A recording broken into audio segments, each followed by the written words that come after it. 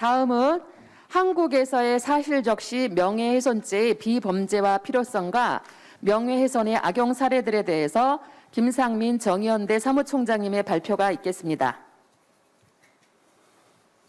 네, 안녕하십니까. 정의연대 사무총장 김상민입니다. 이번 세션에서는 한국에서의 사실적시 명예훼손죄의 비범죄와 필요성과 명예훼손죄의 실제 사용 악용 사례들을 몇 가지 살펴보는 것으로 하겠습니다. 먼저 부패의 심화와 명예훼손죄의 관계에 대해서 간략히 말씀드리면 한국 사회는 OECD 최하위권의 부패 공화국으로 오명을 이미 듣고 있습니다. 정치 불신, 언론 신뢰도, 사법 신뢰도에서 OECD 37개국 중 최하위권에 머물고 부패 지수는 계속 악화되고 있습니다. 이것은 검찰, 경찰, 사법부, 국회의원 등 그리고 선출직 공무원, 행정관료, 정치인, 법조인, 재벌, 지방토 세력들이 일권 카르텔을 갖다 형성해서 비리 적발이 쉽지 않기 때문입니다. 부패한 공직자들은 증거를 남기지 않고 지능적이고 아주 은밀하게 각종 이권에 개입하고 합법을 가정하여 교모하게 특정 업체에 일감 몰아주기, 특혜, 뇌물수수, 횡령, 인사비리, 직권남용, 직무유기 등의 범죄를 저지르고 있습니다. 그런데 이러한 부패한 공직자들이나 부패한 세력들이 자신들을 방어하기 위한 강력한 수단으로서 명예훼손죄를 이용하고 있습니다. 사실적시 명예훼손은 부패한 공직자들이나 정치인들에게 부패 척결을 위한 시민운동가나 내부 고발자들로부터 자신들을 방어하는 아주 유효한 수단이 되고 있습니다. 이와 관련하여 현행 사실적시 명예훼손죄 문제점에 대해서 살펴보도록 하겠습니다. 한국에서는 헌법에 표현의 자유를 명시하고 있습니다.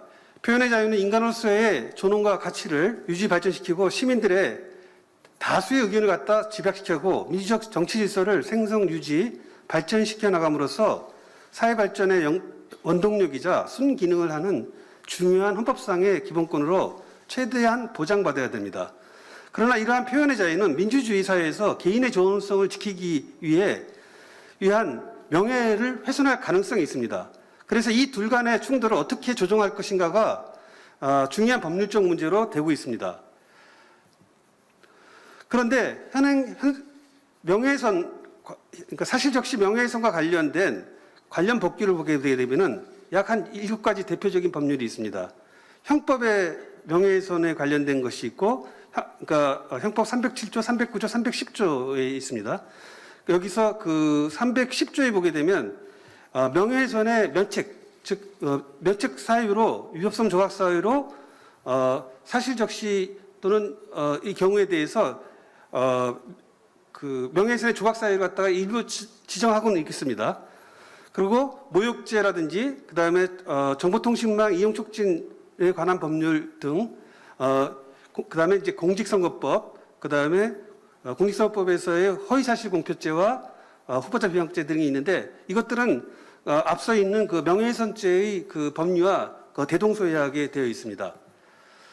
그런데 한국에서의 명예훼손 추이를 갖다 보게 되면 일단 모든 통계가 다 나와 있지 않고 일단 사이버, 그러니까 아까 정보통신망을 이용한 명예훼손에 관련된 통계를 보게 되면 2010년부터 2020년까지 약 한 5배 정도의 급속한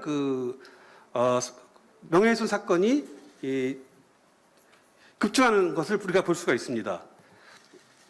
그런데 이 부분에서 보게 되면 대부분 사실적시와 그러니까 허위 사실이냐 사실적재냐고 하는 부분에서의 많은 이제 애매한 점들이 있고 많은 부분들이 있는데 그것들을 이용해서 어떻게 그러면 명예훼손죄를 부패한 공직자들이나 부패 구조를 침해시키는 그런 요인으로 작동되는가를 살펴보면 사실적시 명예훼손의 피고소인들은 앞서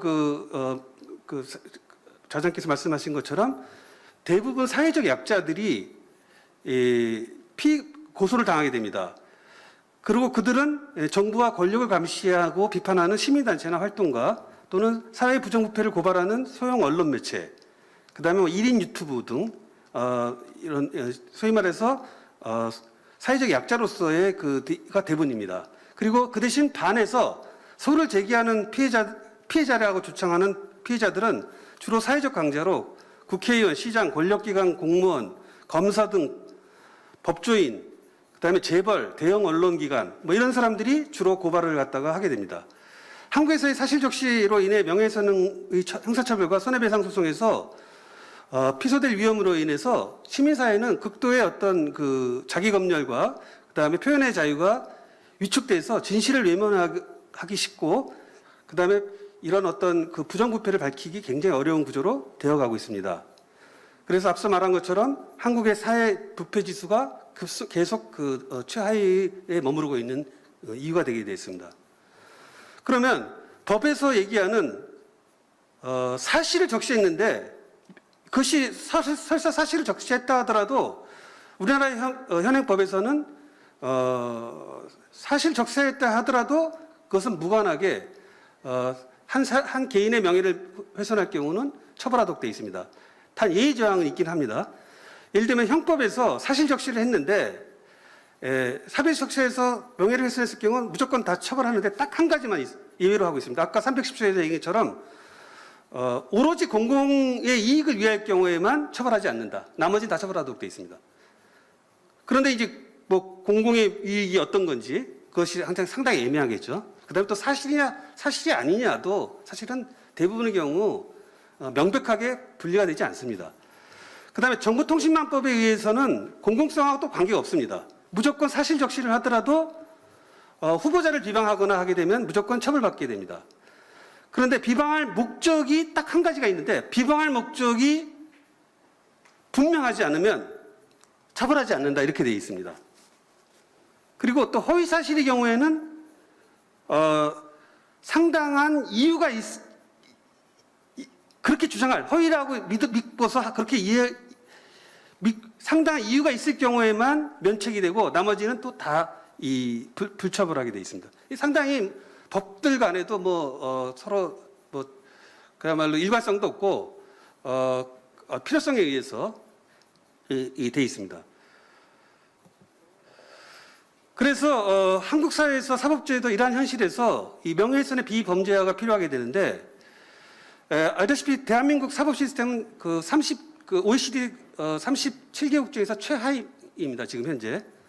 그리고 우리나라 사법 시스템은 세계적으로도 유권무죄, 무권유죄, 유전무죄, 무전유죄로 아주 세계적으로 악평이 나 있습니다.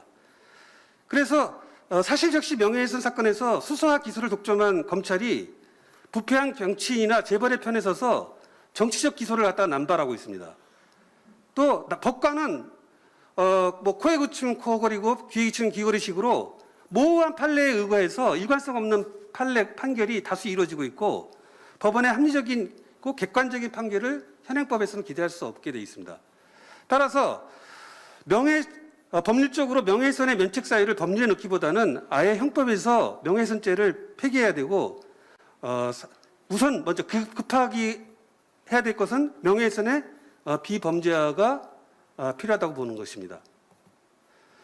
그래서 이미 국제기구에서도 이미 유엔에서도 인권규약에서 이미 시민의 권리 자유에 대해서 표현의 자유를 갖다가 옹호하고 명예훼손죄에 대한 권고를 계속 지금까지 하고 있습니다. 그 대표적인 것으로서는 유엔 인권규약에 대한 일반 의견 일반 의견 34호에 보게 되면은 명예훼손죄의 표현의 자유를 훼손하는 방법으로 운영돼서는 안 된다. 회원국은 반드시 명예훼손의 비범죄화를 고려해야 되며 어떠한 경우에도 형법에서 배제돼야 된다고 하고 또한 인신구속을 해서는 안 된다. 이런 의견을 내고 있고 다수 다른 여러 가지 많은 권고안들이 계속적으로 한국에 대해서 권고하고 있습니다. 그래서 이제 5가지 사례를 실제 그럼 한국에서 그러면 이런 사실적시 명예훼손들 또는 명예훼손이 어떻게 정치인들이나 부패한 사람들에 의해서 부패한 공직자들이나 이런 데서 될 건가? 대표적인 사례 수없이 많은 사례들이 있습니다만은 그 중에 대표적인 거를 먼저 5가지만 살펴보도록 하겠습니다. 첫 번째로는 이 정부와 그 친여 언론이 그 명예훼손을 정치적으로 악용하는 사례입니다. 2008년도 그 한국 MBC 방송의 그 PD 수첩이라는 프로그램에서 수입 쇠고기의 그 광우병 우려에 대해서 집중 보도를 한 바가 있습니다. 그래서 이 보도가 나간 후에 이제 전국에서 시위가 일어나고 정권이 이제 상당히 위기에 몰리게 되자 이것을 최초로 보도한 이 MBC PD 수첩에다가 이 보도 내용의 정정을 요구했습니다. 그래서 언론중재위에서 정정을 요구를 했는데 2009년도에 이 MBC PD 수첩 제작진들이 정운천 그러니까 광우병을 갖다가 이 위험성에 대해서 이 정운천 농림수산부 장관의 명예를 훼손했다 그래서 이것을 검찰이 기소하게 됩니다. 그래서 결국은 이제 모두 무죄가 나왔습니다. 그러나 이로 인해서 그 PD 스텝진들은 상당한 이 고통을 갖다가 수년 동안 받게 되었습니다. 그러니까 2018년 이 사건은 2011년 9월에 대법원에서 무죄로 되어 있습니다. 두 번째로는 그 세월호 사건, 한국 사회에서 아주 모든 사람들이 다 알고 있는 이 세월호 사건에 에서 상당한 문제, 명예훼손 사건입니다. 이 사건은 굉장히 많은 언론에서도 보도가 됐던 사건인데, 2014년 4월 18일 세월호 사고와 관련해서 그 민간 잠수부로 이 자원봉사를 갔다 한 여성이 홍가희 씨라는 분인데, 이분이 MBN이라고 하는 방송사하고 인터뷰를 하면서 경찰이 아무것도 안 하고 그냥 지켜만 보고 있고 이거에 대해서 이 경찰이 직무유기에 대해서 폭로를 하게 됩니다. 그래서 이 사회 여론이 굉장히 들크게 되고 굉장히 문제가 많이 되니까 정부는 이러한 보도는 해양경찰청장의 명예를 훼손한 것이기 때문에 이 사람을 허위사실 명예훼손으로 고소를 하게 됩니다. 그런데 이례적으로 명예훼손 사건은 불구속이 거의 원칙인데 이 경우는 이분은 구속까지 검찰에 의해서 구속 수사를 받았고 그다음에 구속 수사 중에 구속 기간 중에 CCTV로 감시도 당하고 이런 어떤 굉장한 인권 침해가 이루어졌습니다. 그러나 이제 결국은 2018년 4년 만에 11월 29일 날 최종적으로 무죄를 받아서 이분은 이 관련 피해 보상도 많이 상당수 받고 있고 지금도 자신들을 고소했던 사람들 또 그다음에 언론에 대해서 법률 투쟁을 하고 있고 있습니다. 세 번째로는 부패한 공직자들이 시민단체들을 어떻게 이제 이 명예훼손을 이용하는 사례입니다. 한국의 한 시민단체가 국회에서 2019년도 기자회견을 갖고 국회의원의 뇌물 수수와 일감 몰아주기 특혜를 고발해서 국회의원직 사퇴를 요구했습니다. 그랬더니 이 국회의원과 그다음에 이 고발당한 공직자들은 같이 연대를 해서 이 시민단체 사람들을 지역의 시민단체 대표인데 이 사람을 이 명예훼손으로 고소를 했습니다. 근데 나중에 알고 보니까 이 사람들은 예비 후보 등록도 하지 않은 사람이었는데 공직선거법에 대한 명예훼손죄 후보자 비방과 그다음에 또 명예훼손죄 등등으로 고소를 했습니다. 그러니까 국회에서 한 기자회견을 국회 정론관에서 한 기자회견을 갖고 자신들의 후보자를 비방하고 명예훼손을 훼손했다 그래서 지금 현재 이 사건은 지금 현재 진행 중에 있습니다. 그다음에 정치적 목적의 명예훼손 청부 고발 사례인데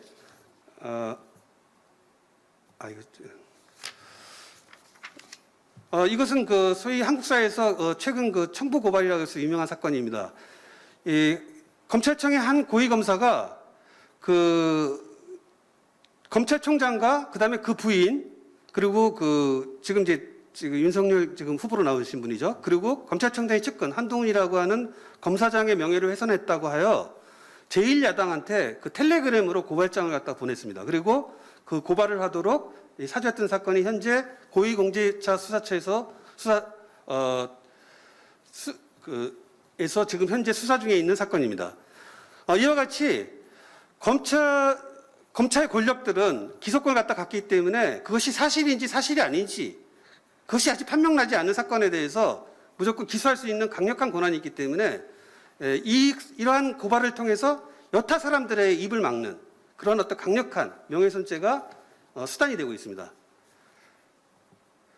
그 다음에 마지막으로 재벌 기업을 그 범죄 부패 혐의 의혹을 제기한 사람에 대한 언론과 변호사를 명예훼손으로 고발한 사례입니다. 최근에 한국에서는 대형 대장동 비리라고 해서 대형 비밀 개발 비리 사건이 현일 보도되고 있는데 이 사건에 기업 재계 서열 2위인 SK그룹에 대한 회장이 여기에 뇌물과 그다음에 여러 가지 비리에 관련돼 있다라고 의혹을 제기했습니다.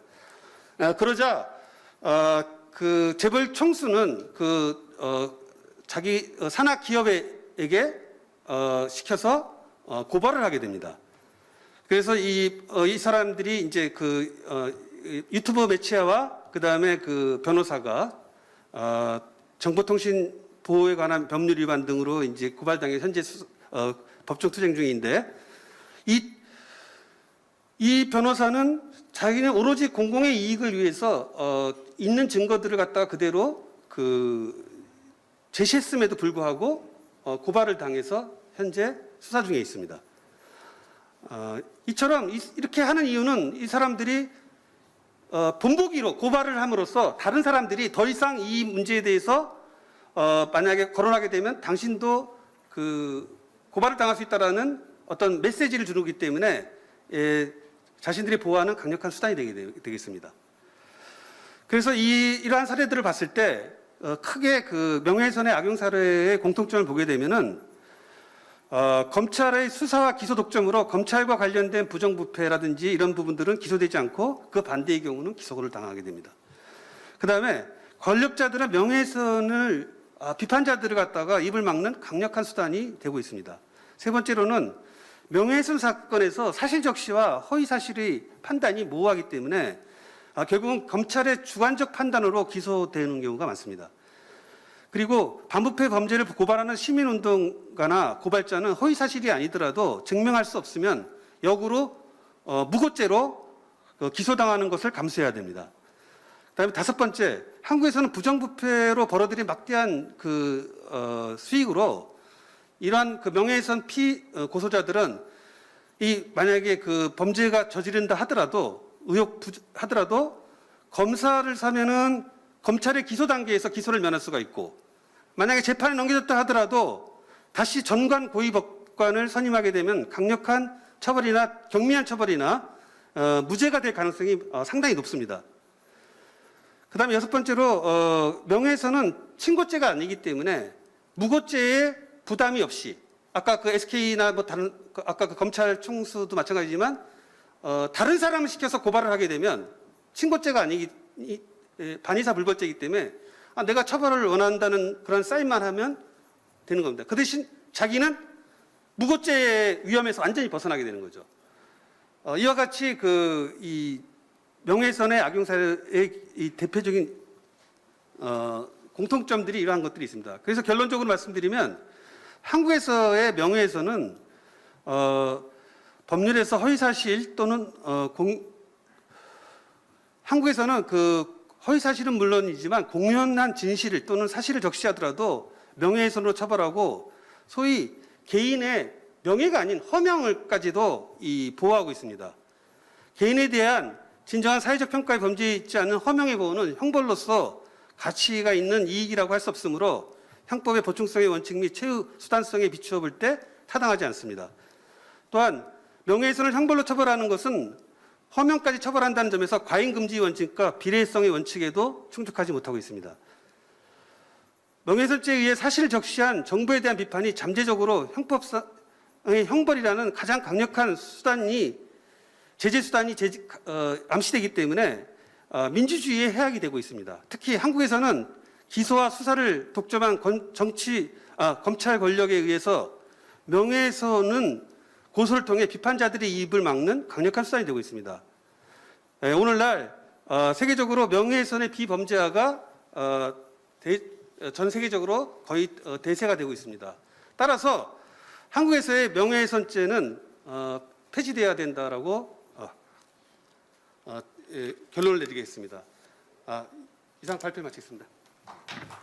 네, 수고하셨습니다. 다음